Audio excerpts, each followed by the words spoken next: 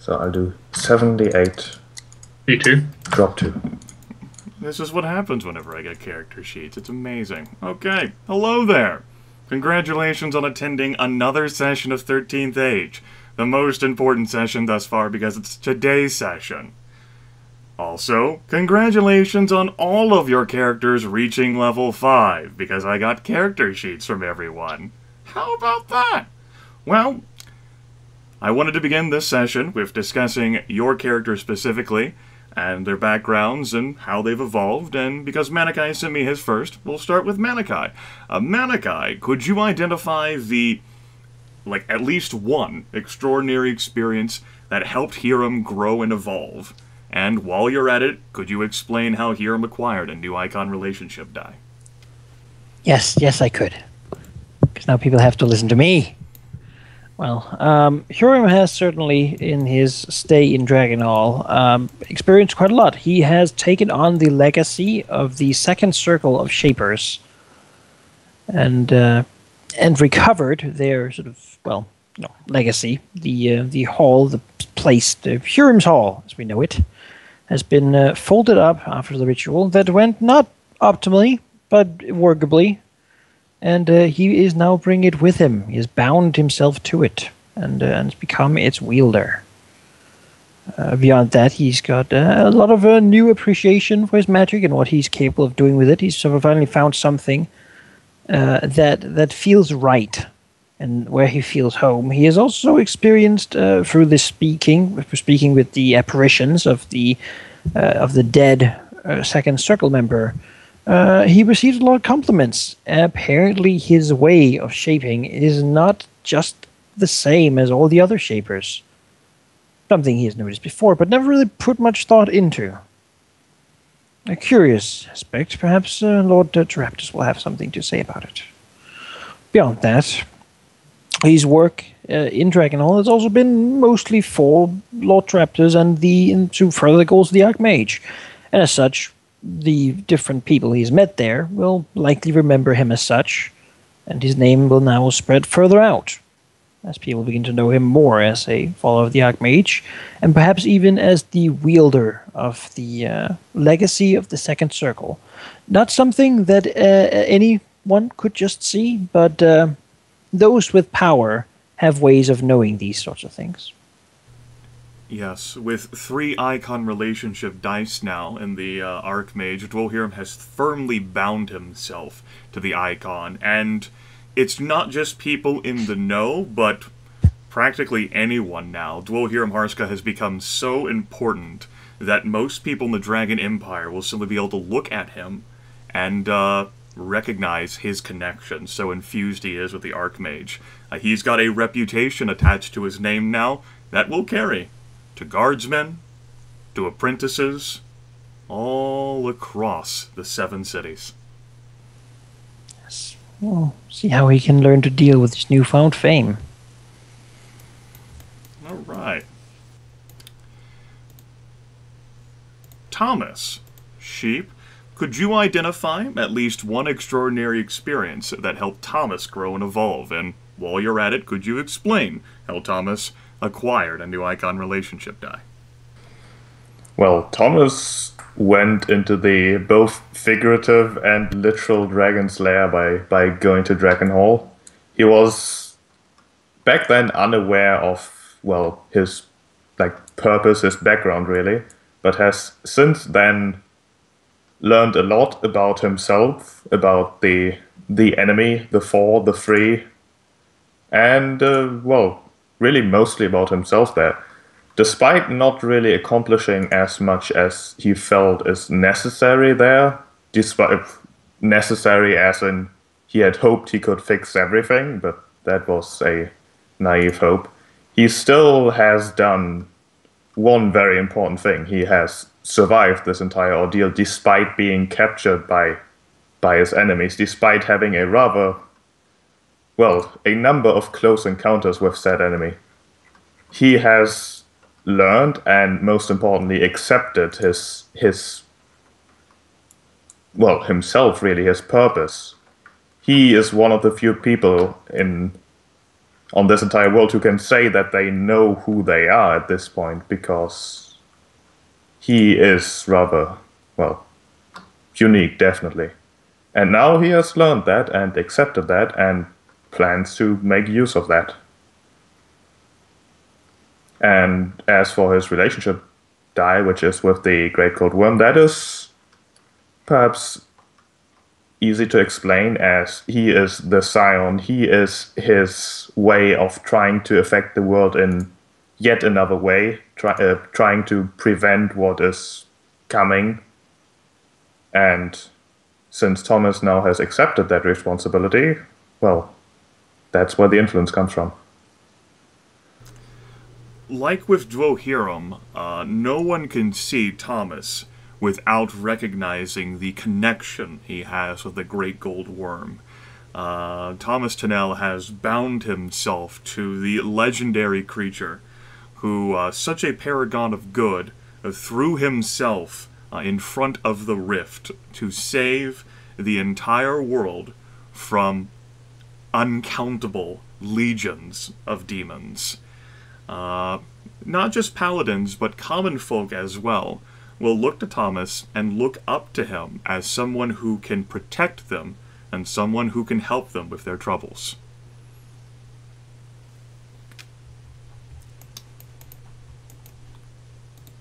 Fargus. Goger, could you identify at least one extraordinary experience that helped Fargus grow and evolve? And while you're at it, explain how Fargus acquired a new icon relationship die. Sure. Throughout his stay in Dragonhall, Fargus has had lots of enemies surrounding him all the time. And particularly the sort of demon girl who's been hunting him all this time. And throughout these trials and tribulations, Fargus has certainly grown, and he's now more able to manage being in a terrible situation that Dragonhall has been. And he's certainly grown a lot since coming here. As for the icon relationship die, that's not just from Dragonhall. Basically, throughout his travels with this party, he has done much work in supporting the Archmage. But also, he's not really on the same page as the Archmage still. And so he is pretty conflicted about where his allegiances lie in this matter. Also, as noted before, Hiram is becoming a very recognizable person in with working with the Archmage, and now Fargus is on the scene with the Druid who travels with him. And that's not unique, but certainly uncommon to see a Druid working for the Archmage. Yes, Fargus is a very divisive figure. The Archmage, particularly this one, is a strong one who is known for furthering the lashings, the bindings that keep nature in its place, while the current High Druid is struggling as mightily as she can to break those bindings. They are on opposite ends of the spectrum of each other. Not quite enemies, but effectively rivals. And Fargus, through his actions, has put himself in the middle, recognized as someone who has ties to both. And few friends among either of the icons, as many druids would not go so far as to say they have any pleasant contact with the Archmage, and many of those who work with the Archmage look at the High Druid and scoff. It's in fundamental differences such as how the two see elementals, one as tools, the other as acquaintances, friends, actual sentient creatures with thoughts and feelings. And it will undoubtedly shape Fargus's future and the rest of his life, these connections. And then, I reckon, Leon.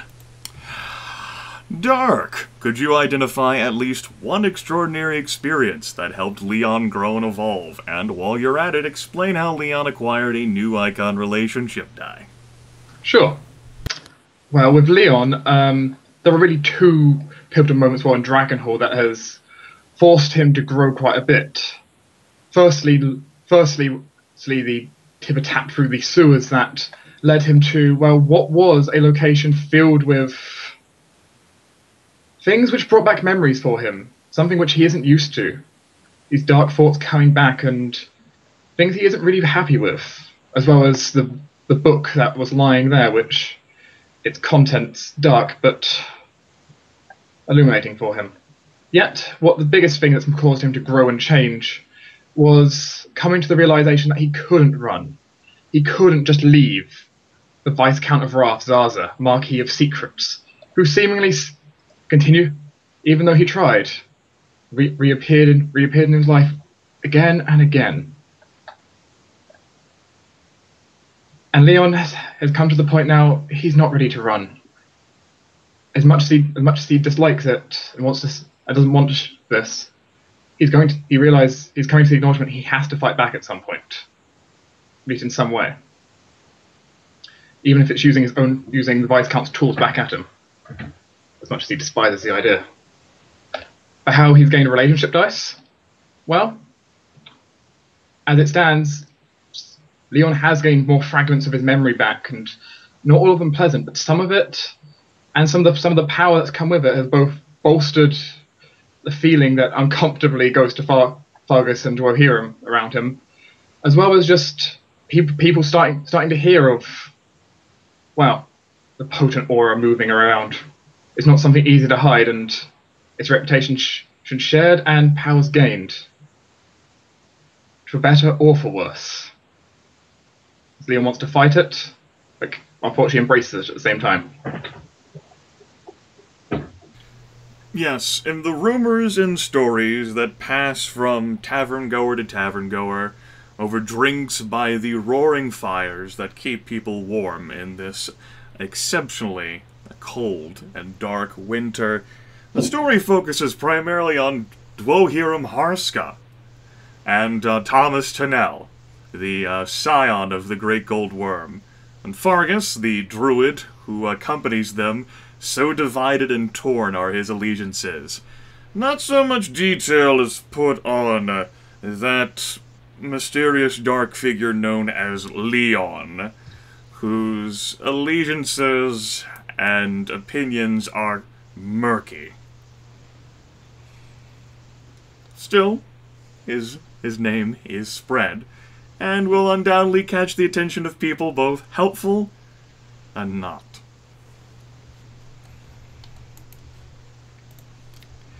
It is the 6th of Fireseek, shortly after dawn. You've gathered with your companions at the Retribution, the pinnace you seized from Calorel. The veteran sailors you hired are quickly working, eager to be gone from this cursed city. Truthfully, it's not a bad day to travel. The temperature is above freezing, and the skies are clear. A good omen, to be sure. As you make your way south, best get going while you can. The device was folded up before your very eyes by Dwohurim, as you all left it before you made your journey to the Retribution. The one-story squat stone building with no windows and only one door, reduced to a glowing azure orb that Dwohurim carries with him. I imagine you had the intellect required to take some of the food out of the fucker and put it on the ship. Anyway, that's your current position. Everything's been loaded up. The sailors have been making ready since before dawn. You're clear to go. Let's sail out. Let's cast off. All Yes, right. not much reason to stay. The seas are rough, an irrefutable consequence of being within the Koru Straits. Fargus, you can feel the anger of the Iron Sea bleeding into you, and you have no access to any terrain out here. Despite the volatile waters, The skies are clear, and there's good wind to help the veteran sailors navigate the treachery, which, if you've forgotten, consists of numerous shipwrecks, probably from the time when High Rock fell. The Blue isn't all about cleaning up the harbor, not one of her focuses. Alright. As we sort of leave Foghaven.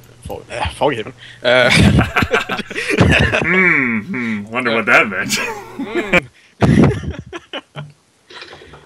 As we leave Drakenhall, Fargus sort of sits in the back of the boat, thinking about all the events that happened in the city, all the trials and tribulations. And he thinks back on a conversation he had with a certain alchemist in the city.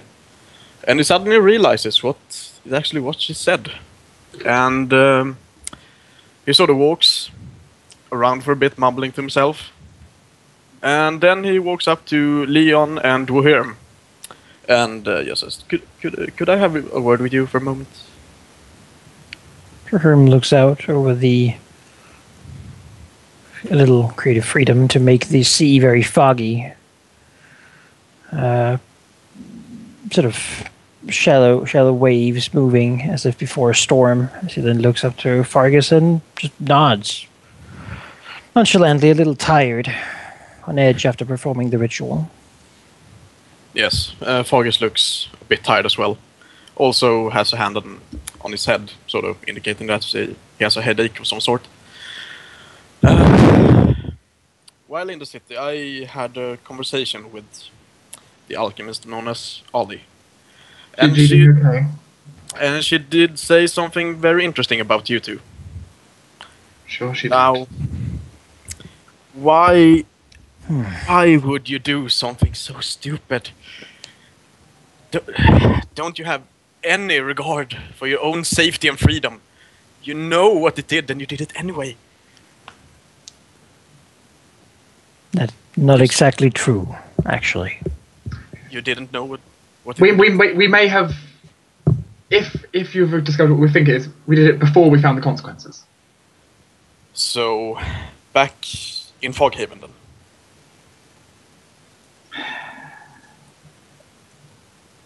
Leon sighs a little bit over this, still leaning against the side of the bow, just in case he throws up at all. Doesn't particularly like the boat. Yes, as a matter of fact, it was back then. So, different time all entirely. So we found this strange liquid in a crypt full of undead. And you decide, oh I know, let's drink it and see what happens. I mean, I can't really. speak for Leon. But you weren't there, you wouldn't understand. What exactly were you told? Well, I was there, I saw it. And for what you were told, what were you told? Enlighten me, please. What were you told? I wasn't told anything about it. I didn't want to know. By this alchemist? By this alchemist? That you drank it. Anything else? Well, that you came to her for a cure, which she kind of provided, not really. Good then. So why did you do it? Well, I was tricked, I suppose, would be the right way to say it. Cheated and lied to. And what did she say exactly? That it would give you powers? It would make you resistant to some kind of energy? What did you say? In a way. Mostly that it would help with doing the right thing and making the right decision. Something not to be taken lightly. Certainly. Yeah, that sounds trustworthy. Particularly. It was a different time. Ajax was within reach. And it seemed for a moment like he would be able to take care of some of the things. He shakes his head slightly and says, it is a long time ago. It was a folly, that certainly is true.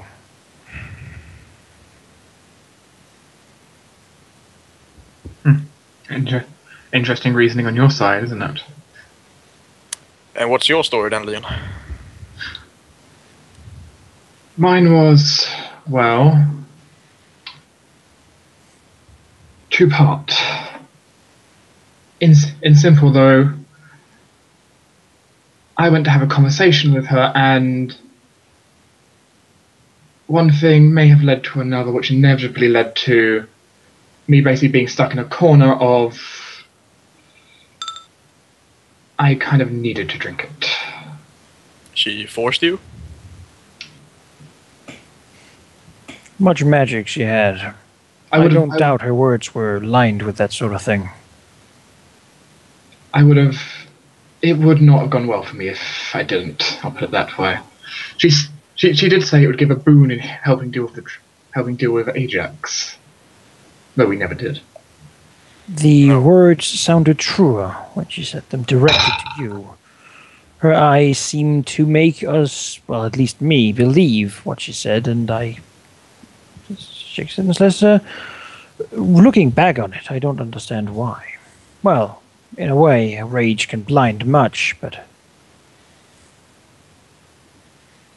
As I said, if you had been in the same situation, I'm sure you would understand better. If you say it is best that we stay away from that place. Well, There is witching powers there far beyond what we thought. perhaps so. I had no intention of going back there anyway, unless we hear some troubling news from that area. If we do go back, we will slay her. Or attempt to, and fail. Yes. Are you two able to attack her at all? Yes, it should be perfectly fine. Are you sure? Yes. She holds no sway over us. Early null urine has quite the strong effect against such charms.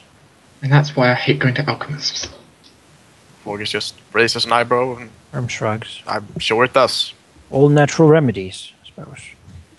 I Depends don't how you know look at them. I don't know if I call all the things she uses natural. Exactly.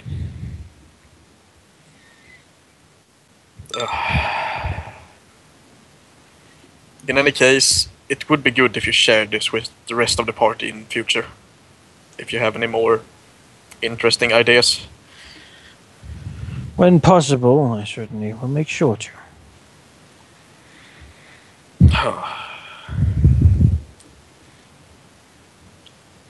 Sometimes magical charms aren't so easy or straightforward.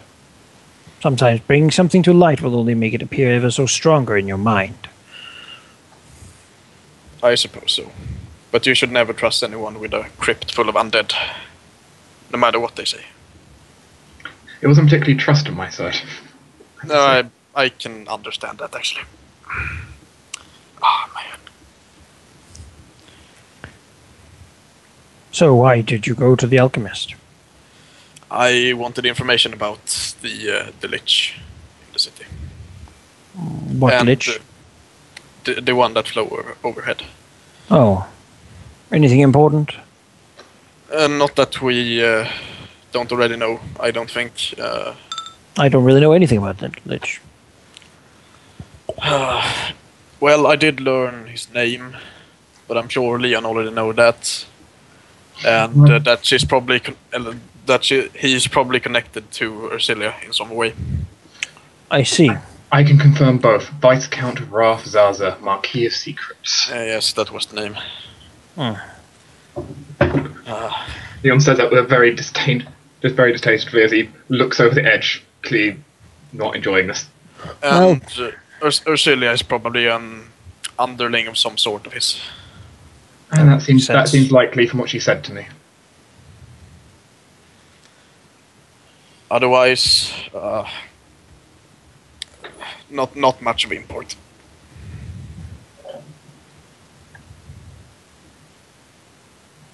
Too bad. I actually partially hoped you would find out something more. Maybe it will come back to me. We are off this damn ship. It's rather calm, but in an unsettling way. It's like the wind is angry. Something I've not felt on the sea before. Yeah, it seems, looking at you, others, it affects me more than it affects you. What does it feel like? Tell me, or show me, I'm curious. Well, I can't really show you, but it feels like a vast emptiness. So, unnatural calm. Like, it's almost pressing down upon you. Making you feel tiny. And insignificant. Is it the magic or the, well, is it the calm sea or is it the wrathful one? I'm not really sure. It's just... It's probably have something having to do with the Archmage's swords. Just... The Wizard King, you mean? Oh, yeah. It was the Wizard King, attempted the whole, like, pacification of the Midland Sea. He failed for what made the Iron Sea so angry, but what really helped contribute was when the first Emperor successfully pacified the Midland Sea. That shunted out all of the angry monsters in the Midland Sea. Like the Sahuagin, they got, like, shunted into, like, major rivers, or they got pushed out into the Iron Sea. The only Sahuagin, or really any monsters that are in the Midland Sea, are, like, little tiny, like, baby, like, level 1 and level 2 creatures. They're kinda dangerous, but they're not really a threat. Like, the Sahuagin are, like, really runty in comparison to, like, the true monstrous, muscular Sahuagin who assault the southern edge of the Dragon Empire. Something you might end up dealing with now that we're leaving. Perhaps. I think the magic sort of identifies me as a threat and wants me out of here, maybe. An interesting idea. I'm just sort of leaning back a little bit to think on it. Looking out over the weirdly moving, sort of, at the same time, still and wild sea. As if two forces of great power are battling one another. Just below the surface.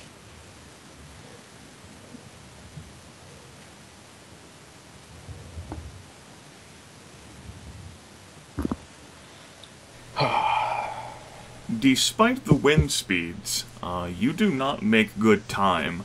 Much of the day is spent navigating through the wreckage of the Drakenhall area.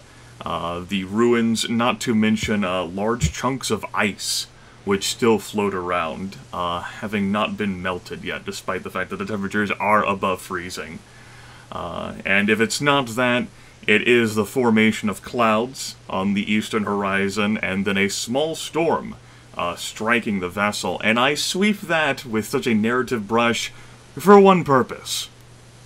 Dwohurim is absolutely, remotely, beyond all doubt or question, 100% confident that if he had not thought to hire these crusty old sailor veterans, and instead perhaps stuck with the skeletons, that the Death Speaker could have risen up to control the ship, the entire vessel would have capsized.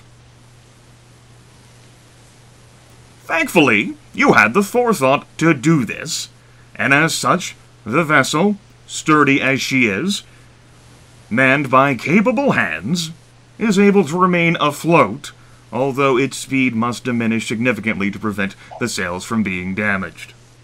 He pats himself on the shoulder mentally. Or with a mage hand. And that's why that gets to be swept within a narrative brush.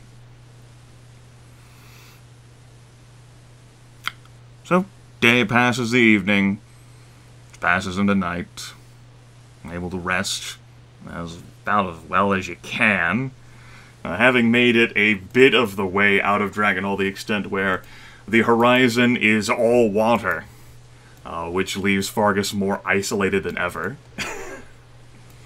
Again, having no access to no terrains at all out here. Very sad. Yes. But the ship is, for the most part, intact, only suffering minor damage that can easily be repaired with some mendings from Dwohurim. And another day will embrace, the temperatures are getting a little bit warmer. It did not go below freezing at all at night.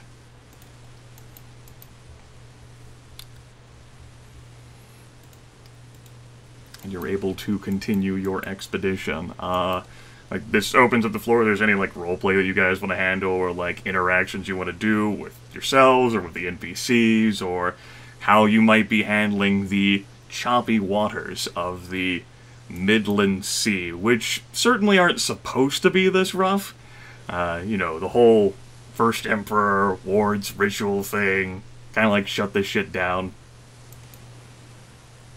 And I know none of your characters have spent that much time on a boat anyway. Did Thomas hear about the whole conversation before? Nope. Well, I imagine you all were on top of the deck and Thomas intentionally tuned you motherfuckers out. Banks, you looked like you want to have a private conversation, and who is Thomas to intrude? Alright, Fargus will sort of strongly suggest to Hiram and Leon that the other party sort of needs to know. The other members of the party. I mean, one of them's still a cube.